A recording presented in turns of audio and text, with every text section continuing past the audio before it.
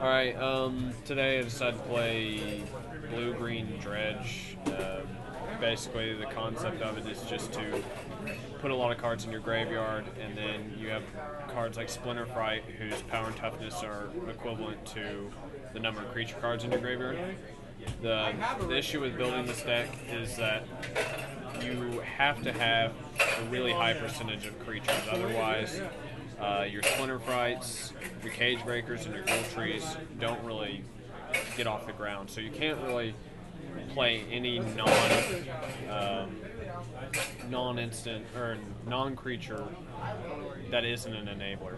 And so for enablers, we have Tracker's Instincts, and it's reveal top 4 and put a creature card in your hand, the rest in your graveyard. So what that does is it just allows you to turn 2, you take a card, and then you put dump 3 guys in your graveyard. This will allow you to actually play your Splinter Frights without them dying and get them ramped up and going early. It's almost it's strictly better in mulch in this deck, because if you do happen to mill it, you can actually get some value by flashing it back. For lands, we run 22, which is 4 Hinterland Harbors, 3 Evolving Wilds. I considered running 21 and 8 Mana Dorks, but I decided to go with 4 Birds and 3 Llanowar Elves and keep the land at 22. I might actually add more land, because I kept getting land at the wrong times. I needed it in my opening hand a lot more. For removal, we have Dungeon Geist. Since everything in your deck pretty much has to be creatures, you run 4 Dungeon Geists or some kind of equivalent creature-based removal. And this guy's just really good. He just taps down their Titan, so you can swing in with your Ghoul Trees. I might cut down the number of these, though, because there's so much of the Lingering Souls and the multiple token decks that he's not really good against. And also, I just got completely beat by Control tonight, so I might have to put in maybe Thruns or something like that would be worth considering. For a creature-based enabler for your strategy, you have Armored Scab and Screeching Scab, and when they come into play, they mill 4 cards off the top of your library into your graveyard. So there's actually supposed to be 4 of these, and it's just a dorky common, but no one nor the store had them, so I just had to roll with 3 and a Metamorph to make, I guess, a pseudo copy of it if I needed to. Our big hitters are Kesta Cage Breakers and Ghoul Tree.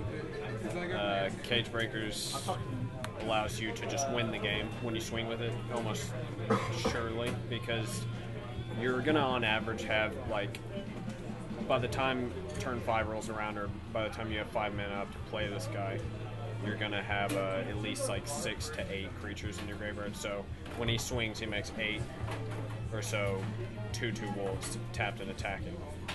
And Ghoul Tree, a lot of times tonight, I played him for 1 mana, and it's a 1 mana 10/10, so he's extremely efficient. Might include some Boneyard Worms, though, to fill in sort of the same role as him. But he's a big vanilla guy. He gets blocked a lot just by a lot of little guys. So I have 1 Artful Dodge, and it's just another junk sort of common, and it's just pay 1, target creature becomes unblockable until end of turn, and then it's got flashback for 1. So a lot of times you just mill this, and it's a way to get your Ghoul Trees through all their blockers, and it was able to, do decent for me tonight, but it might be worth running 2 in. Of course, you don't want to decrease the amount of creatures you have in the deck, so it kind of hurts to have cards like this. And then this is everybody's favorite card in the deck. It's Gnaw the Bone. Consistently will gain you 20 life if you play it.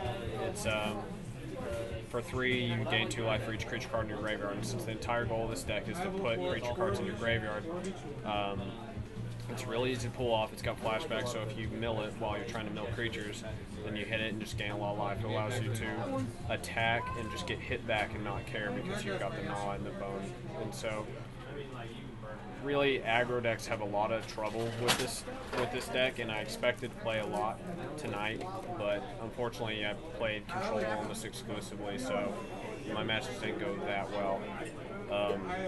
But against aggro decks and all the bones, just insane. So I main deck 3 of them, and then 1 more in the sideboard.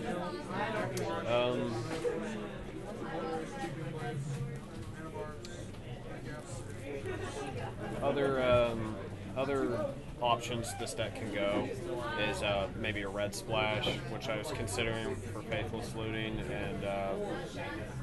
and maybe Huntsmaster or Fling. I would really like to fling a Ghoultree at somewhere do 10 damage for 2 mana. You could also go black for like spider spawning or something like that. Next time when I play this, I'm gonna have a lot better setup because I built this last minute, but should be good. All the creatures are really strong, and you almost beat all creature-based matchups. Just the real trouble is control mirrors, and then there's actually supposed to be a Scab Ruinator in here too, which is, I don't know where it's at right now, but it's a 5/6. I sided it out last game. But it's a 5/6 that you can cast from your graveyard if you exile from your graveyard. So that's a real beating in control matchups, as well as Jace the Memory Adept was my other sideboard card for control. But I didn't side very much in because the meta around here is really aggro heavy. All the creatures are really strong though. They untap every turn for free. I'd recommend this if you're playing against a lot of aggro decks. It should be pretty good.